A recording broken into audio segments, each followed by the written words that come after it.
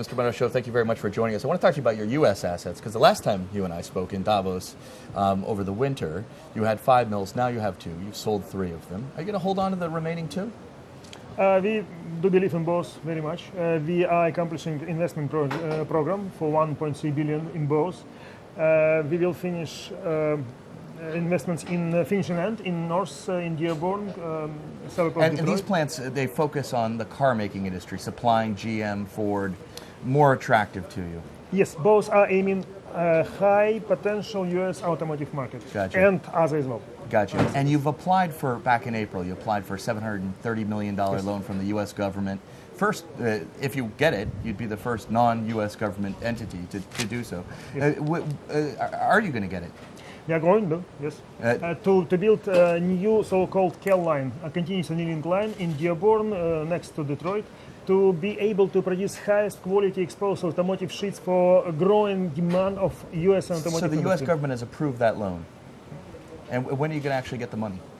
Well, if it is approved in... It hasn't been approved yet? Yes, it hasn't been. And it has been. Are you confident that you're going to get it? And would it be like 2.5% So interest? far, yes, it's long term, 20 years. And the main purpose of this investment will be to enable U.S. industry to make vehicles lighter, because they need thinner gauge steel to make lighter vehicles, Sure. and it's very difficult to produce this quality of steel. We are capable to do it because of all our technologies, but we need this CAL line to be installed in Dearborn to be able to supply it. Let me ask you about strategy. You just a few minutes ago said that India was the most sort of promising country for Severstal in terms of investment.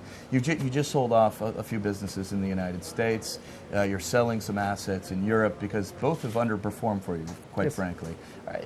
You made a big bet on the United States, on Europe in about 2007 when the market was really high. Have you been disappointed?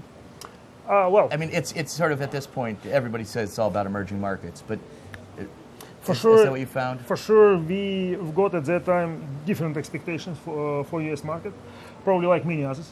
But we are still not disappointed completely about U.S. I still do believe in U.S. economy because of the size of the country, size of the population, entrepreneurial spirit, strength of national economy. But we would like to have balanced presence in the United States, and it should be high quality presence. Gotcha. We are going to have just 2, but highly qualified assets in north and south, good geographical location, good diversification in technology. It's mini mill in south based on scrap and integrated route based on iron ore on north, and we are going to be balanced, strong player, probably one of the best quality-wise and more valuating product-wise in the United States. Have you found a buyer for your European assets?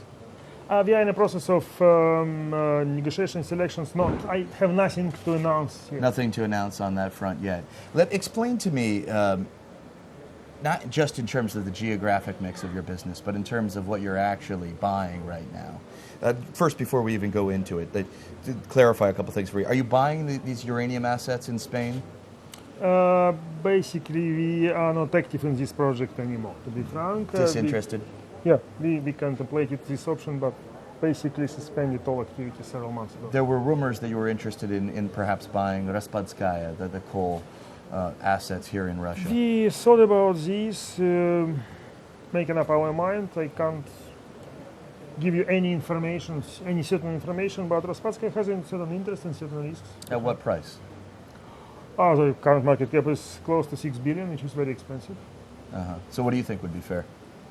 Well, I'm not prepared to answer this question for sure because it requires a lot of special considerations. But it's definitely, you know that Raspadskaya has a complicated history. It was... There's still the fire burning inside of it's a big turnoff for a lot of investors. It's a serious risk proposition. Of course, management is a strong one and competent, and they're certain that they could fight with this problem and cope with this problem and resolve it successfully. But nevertheless, it's a risk. You've got nickel in the Philippines, iron ore in Brazil, gold in Africa. That is not very traditional steelmaker mix. You know, if you look at POSCO, you look at ArcelorMittal, they're doing they're really sticking to steel. Yes. Explain that strategy to me. The strategy was very simple. Value creation. We created huge value, for example, in gold. just a few people understood us at that time when we started to build our gold portfolio. But now everybody is clear that we created huge value in these gold assets. And yes, it was diversification beyond the traditional scope for steelmakers, but we were driven by value creation will for our shareholders. Big Diversification. Big question, if I may. Big question is whether shareholders appreciate it. And it's a big question for us, whether we should continue to exercise diversified mining endeavors within Severstal or just keep Severstal focused on steel and steel-related mining. And the answer is? Most probably we have to change our approach in this case, not changing or not abandoning our interest in diversified mining, but probably refocus or reshuffle or restructure our approach. So would you spin off your gold assets? Quite probably. Quite probably. Not because we still believe, we do believe that gold, and reality proved it very well, that gold is a great asset. The question is whether it's suitable and compatible for our... Because the profit margin for steel is something like 20 to 30%, and the profit margin for gold is around 50%. Yes. So investors go, well, then what am I buying? Exactly. Probably our investors would like us to be more focused and to provide them clear, crispy, clear, simpler opportunity. When do you anticipate spinning off the gold assets? We, as you know... These are the same assets that you wanted to list. Sorry? These are the same assets, Nord Gold, that you wanted to list. We wanted to list. Right. Yes. And now you're thinking, now you've decided you're going to spin them off. Now we are contemplating different options, including and IPO is different in this agenda as well. I'm just saying that we are seriously thinking whether we should keep gold and diversified mining as well within Severstal perimeter, or we should spin it off. Well, you haven't made a final decision. Not yet. Gotcha. And in general, shall I answer previous question about India, probably? Yeah, but please, let me ask you this whole idea about diversification before we go to India, you mentioned, yeah? The idea is what? You've been underwhelmed by the growth in the price of steel? I mean, you mentioned gold. Gold's been great. It's keep going up. Steel is great business. Steel is going up as well. But so what's the point of diversification? Value creation... has opportunities for value creation, because what we did in gold, what we would like to repeat in potential other diversified mining cases, cherry picking. We bought cheap assets with strong promise to be restructured, and basically it should be a combination of a good cycle phase, which is more or less applicable for many minerals today, and our capability to organize expertise and restructure them quickly, which we did in gold case. And it doesn't matter that they're sort of, on two different continents in Russia and Africa? We believe we have enough expertise and strengths to do it in different cases, in different countries, in different geographies, in different constituencies, which we did in gold as well. Tell me, just because we were talking about spinning off the gold business as a possibility, that's obviously what Norilsk Nickel did once upon a time for Polyus Gold. What's the lesson for you from what Norilsk Nickel did with Polyus? Basically, it was good exercise, made nickel more transparent for shareholders. In both cases, in gold and in nickel. So, how would the reaction of shareholders was very positive. If you do spin off, you're telling me you haven't made a final decision. You said you would almost. What was the words used? I believe you said. Almost certainly, or we definitely contemplate this option, and we see the strategic value behind this. And how exactly would you do that? How exactly would you spin it? It's not decided. Gotcha. Not decided. You wanted to talk about India. Yes, just to explain our interest in India, because India turned out mostly resilient and promising steel market recently.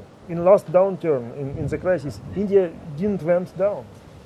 Haven't moved down. And India has a large population, relatively young to China, for example, in comparison with China. Sounds like you had a thesis that the sort of developed markets back in 2007 were the place to go, because you couldn't be certain that, say, the BRIC countries would go through a recession well.